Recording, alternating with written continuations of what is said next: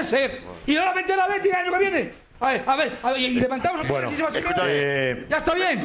صدمة وانهيار الإعلام الأسباني بعد فوز المنتخب المغربي للشباب على منتخب أسبانيا بهدفين نظيفين ضمن الجولة الأولى من كأس العالم للشباب بتشيلي. شاهد ماذا قالوا. ولكن قبل أن نبدأ، لو أنت محب وداعم للمنتخب المغربي فيرجع الإعجاب بهذا الفيديو، ولا تنسوا أن تعطروا فمكم بذكر الله والصلاة والسلام على رسولنا الكريم. بعد الفوز الكبير الذي حققه المنتخب المغربي للشباب بالفوز على المنتخب الأسباني بهدفين نظيفين ضمن الجولة الأولى من كأس العالم للشباب بشيلي، فقد تفاعل الإعلام الأسباني مع فوز المنتخب المغربي. وهنبدأ بمدرب المنتخب الأسباني السابق فرلاندو هيرو، وأدلى بتصريحات نقلتها صحيفة ماركا الأسبانية، وقال: الكل كان يعتقد هنا في أسبانيا أن المنتخب الأسباني قادر على خطف ال3 نقاط من المنتخب المغربي، ولكن ما شاهدناه من خلال هذه المباراة أن المنتخب المغربي ليس خصما سهلا على الإطلاق، وسرقنا في 4 دقائق فقط من خلال الشوط الثاني وسجل هدفين، فهم يستحقون هذا الفوز بكل جدارة واستحقاق. فيبدو أن المنتخبات المغربية سببت لنا عقدة في السنوات الأخيرة سواء للكبار أو للصغار، فنحن لا ننسى أبدا كأسبان بما فعله بنا المغاربة في كأس العالم بقطر عندما أقصونا من دور ال16. فيما صرح أسطورة المنتخب الأسباني إنيستا، وأدلى بتصريحات نقلتها الإذاعة الأسبانية، وقال: أنا صراحة في صدمة كبيرة بسبب ما فعله المنتخب المغربي بالمنتخب الأسباني، وتلاعبوا بنا وخاصة في الشوط الثاني عندما سجلوا هدفين في 4 دقائق. فالمنتخب المغربي أدخل المنتخب الأسباني في نفق مظلم في هذه المجموعة النارية التي تضم منتخبات المكسيك والبرازيل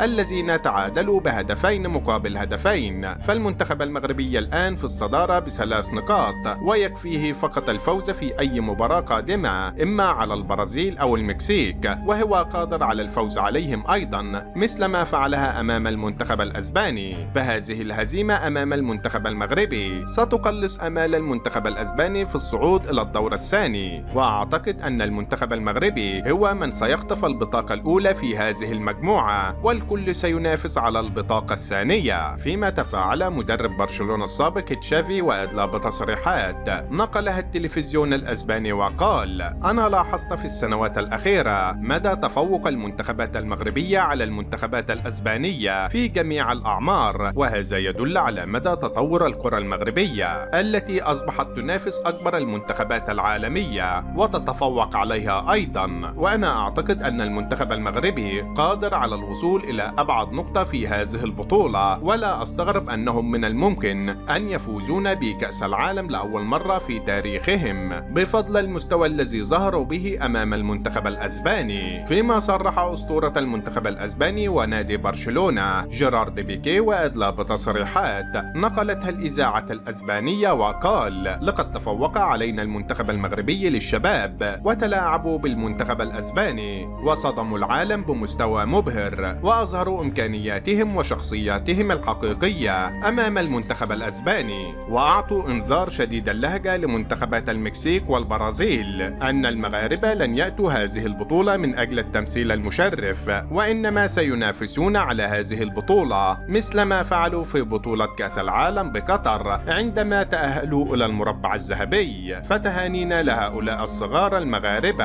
الذين نالوا احترام العالم في هذه المقابلة النارية. وفي النهاية شاركونا بآرائكم حول هذا الموضوع، ولا تنسوا الاعجاب بهذا الفيديو والاشتراك في القناة ليصلكم جديدنا.